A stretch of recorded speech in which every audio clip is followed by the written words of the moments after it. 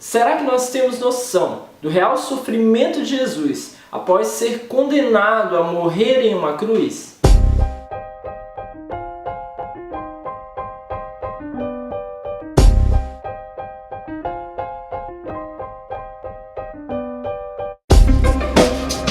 Como você sabe, essa é a semana em que se celebra a Páscoa, a morte e a ressurreição de Jesus.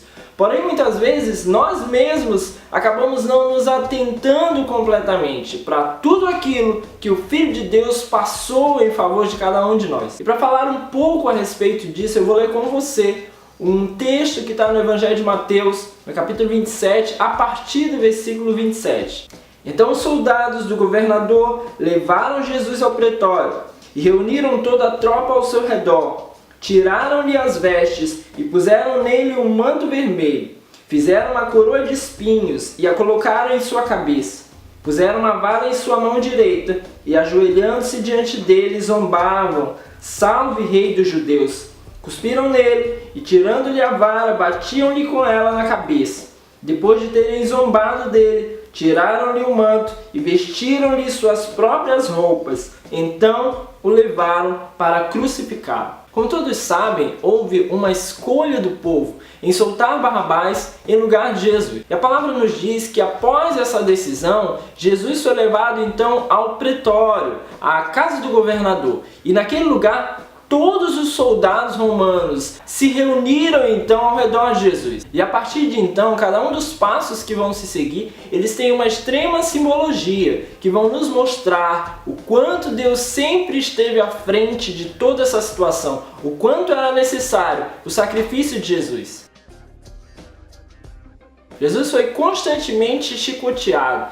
Na lei judaica havia um limite para isso, era 40, não podia ser além de 40 um condenado. Porém, como os soldados romanos não estavam debaixo das determinações da lei judaica, Jesus passou por muito mais do que 40 chicotadas. Havia uma lei no Senado romano que dava um prazo de 10 dias para a execução de um condenado, para que não pudesse haver a possibilidade de haver um erro na execução da pena. Mas a Jesus não foi dado nem um minuto a mais. Ele sai exatamente do lugar onde estava sendo julgado para o cumprimento da pena. Influenciados então pela fúria do povo que estava ali ao redor, os soldados romanos começam então a tripudiar sobre Jesus. Os seus opositores, se pudesse, colocariam ali 1000 mortes em uma, porque a intenção era mostrar sobre Jesus a repreensão sobre todos aqueles então que se levantassem contra a cultura que já estava estabelecida ali no meio do povo judaico.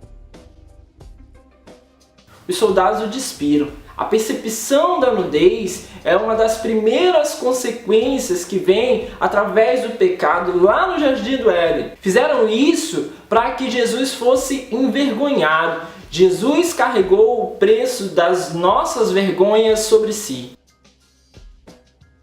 Colocaram sobre Jesus o manto vermelho. O manto vermelho, que representaria um deboche acerca do seu possível reinado, passa então a ser, nas mãos de Deus, a representação então dos nossos pecados sendo carregados sobre o seu ombro. São os nossos pecados que são colocados ali sobre Jesus.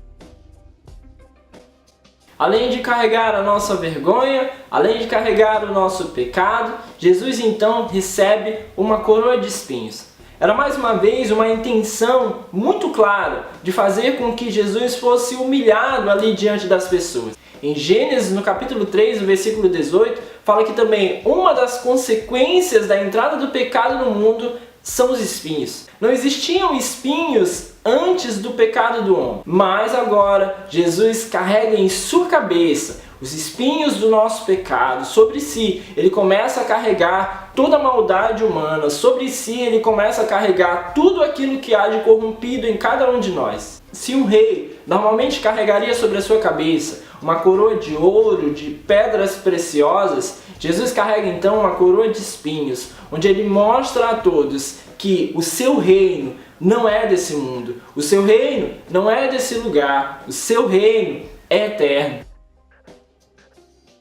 Colocaram na sua mão direita uma vara, algo que representasse um cetro. e começaram então a se curvar diante dele e dizer: salve, rei dos judeus. Como se fosse um rei de mentira, Jesus começou a ser mais uma vez zombado ali pelos soldados. Zombavam, diziam: salve o rei dos judeus. Porém, o que eles não sabiam é que cometiam ali o mesmo erro dos irmãos de José: reinará tu sobre nós? E o que a palavra nos garante é que, além do seu reino ser eterno, haverá um dia em que todo joelho se dobrará diante dele. Cuspiram em seu rosto. Naquele tempo, os súditos tinham o hábito de beijar o rosto do seu soberano. Porém, o rosto de Jesus foi cuspido. Eles não compreendiam que Jesus é soberano em todos os tempos sobre todas as coisas.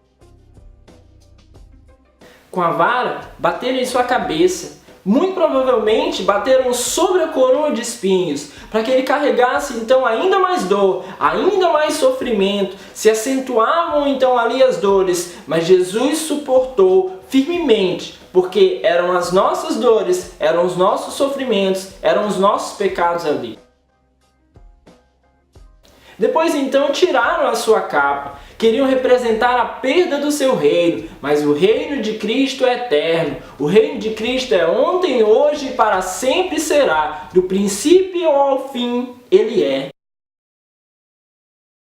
Mais à frente, encontraram um homem chamado Simão Cirineu, que passou então a ser forçado a carregar a cruz. E tentaram então de alguma forma aliviar o seu sofrimento. Ofereceram então para Jesus vinho e mirra.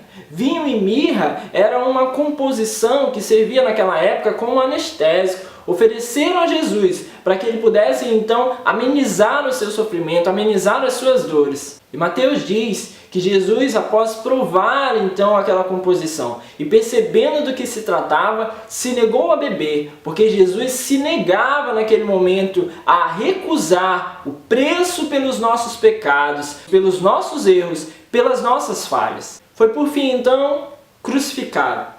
Fica aqui pra gente a certeza de que cada gesto, cada pequeno gesto de Jesus sempre teve como intenção, como finalidade, salvar a mim e a você. Que possamos nessa Páscoa lembrar disso, do sofrimento de Cristo, e acima de tudo lembrarmos também que Ele ressuscitou, Ele está vivo e voltará para nos buscar. Espero que essa palavra tenha abençoado a sua vida. Se inscreve aí no canal, compartilha com outras pessoas. Deus abençoe você, fique na paz.